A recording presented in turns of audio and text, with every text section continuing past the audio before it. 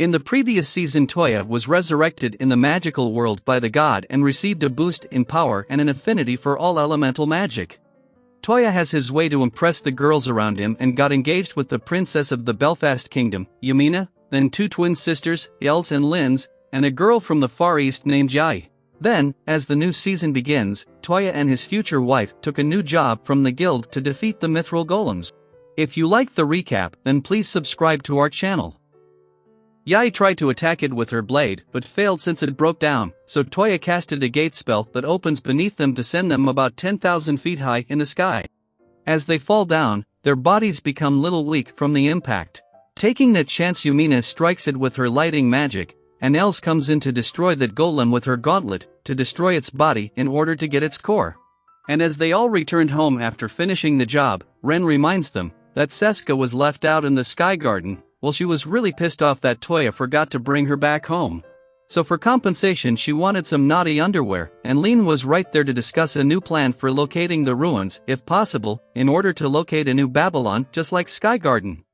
But then Tooya received a call from God, so he opened a gate to heaven to meet him and the goddess of love. They just called him to check up on him. So as a goddess of love, she advised Tooya to put the wallpaper of his all four fiancé in his phone. Tooya gets extremely embarrassed. But Goddess also explained that it shows how much he loves all four of them, just like when he gave engagement rings to them and Goddess made their fingers soft so that ring could easily fit them. And Tooya was surprised that the gods have so much time on their hands that they just always spy on his romantic life. And the rings he had given to the ladies had an XL and storage type of power.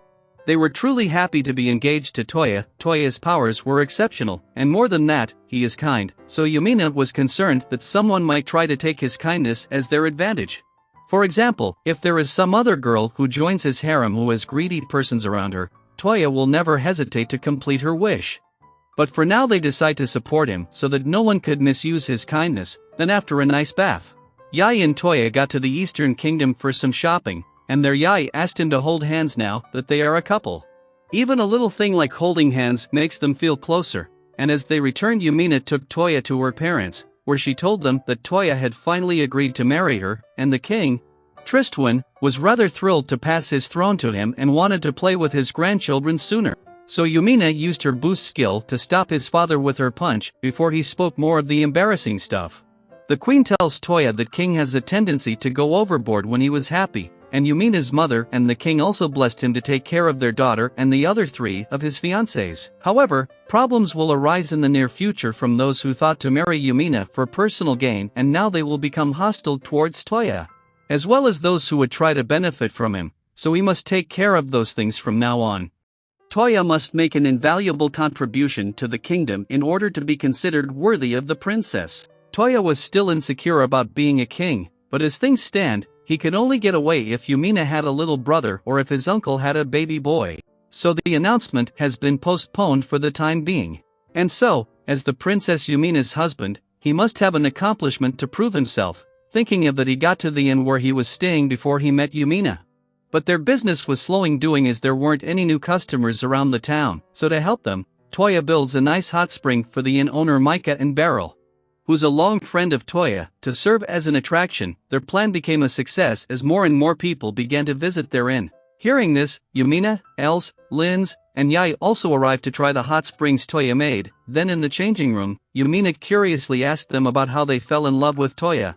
She started with Els. Els was a bit embarrassed, but she tells them that for her life she was seen as a tomboy by others and not many boys ever looked at her, but Tooya, he always saw her as a woman and never treated her like others did. It made her fall for him. Then for Linz, she had this feeling for a while, but she was way too shy to express it. But one day when he returned with Yumina, she felt her heart crushed as she knew that she couldn't live without Tooya, which made her open up about her feelings. For Yai, she fell for him after seeing how strong and determined Tooya is to protect the one he loves without hesitation, and for Yumina, it was love at first sight. She knew that Tooya was the man of her desire. And after that little sweet time, Lean comes in with the news that she discovered the location of the ruins that would lead them to another part of Babylon. It was located in middle of the desert.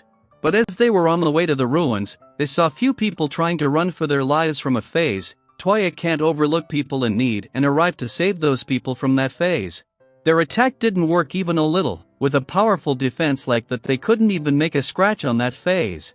But a mysterious guy just showed up and destroyed that phase into pieces with just a touch of his feet, and to wipe it out completely, he casually destroyed its core like it was a play in the garden for him. His name was Ndu, and he knew many things about phases, such as that they are not beings of this world and were seeking to awaken the king of phases, and the barrier that keeps them at bay is also getting thinner. After just giving a bit of information, he just disappeared instantly from there.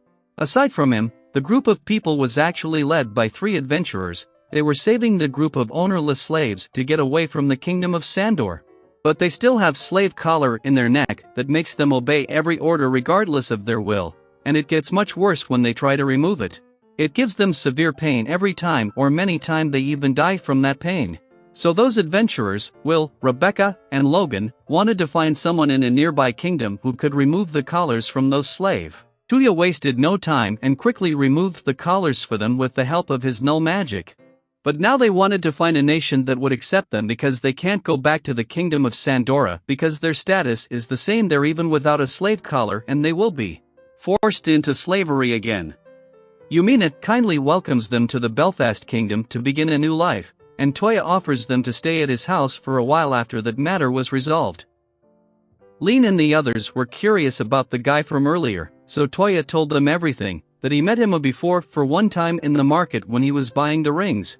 That guy wanted to purchase some sweet but with a strange coin that wasn't acceptable, so Tooya paid for him. Francesca recalls that this type of coin was made 5,000 years ago when she was created, which raises even more concerns about his identity because he is also aware of the crystal monsters are called phrases.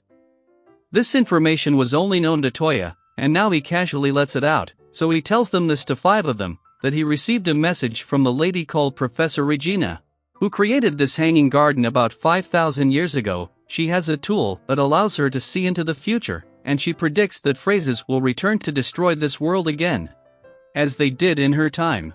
So they asked Seska about the info of 5,000 years ago, as she let it out that Professor Regina created a weapon called framegear at that time to destroy the phrases, but as soon as it was finished, the phases vanished.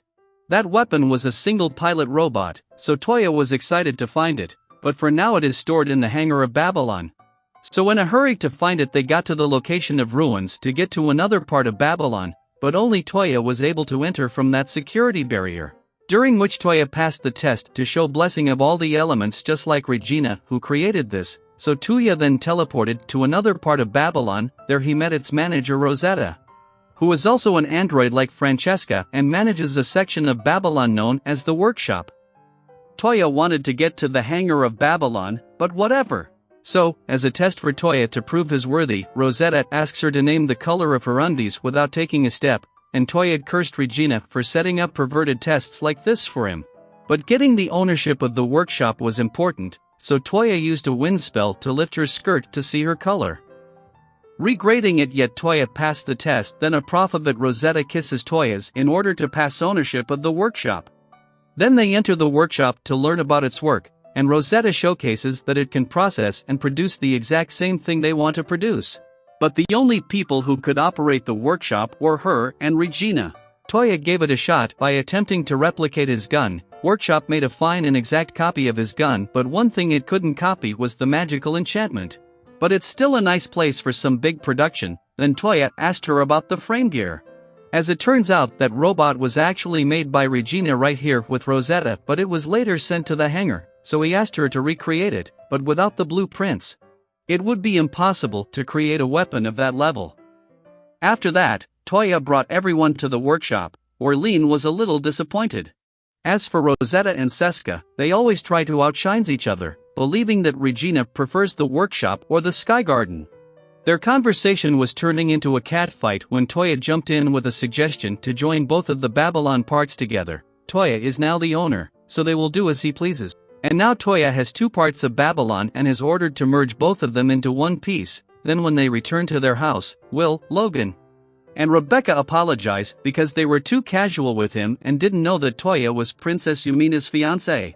Then after that they were all a bit concerned about the slaves they had saved because they don't have any power to become an adventurer, so Tooya is thinking of a perfect job for those ladies. So, for now, let's call it a day, but for the next part, Subscribe to the channel and press the bell icon to get the latest updates from our channel, and until then, take care.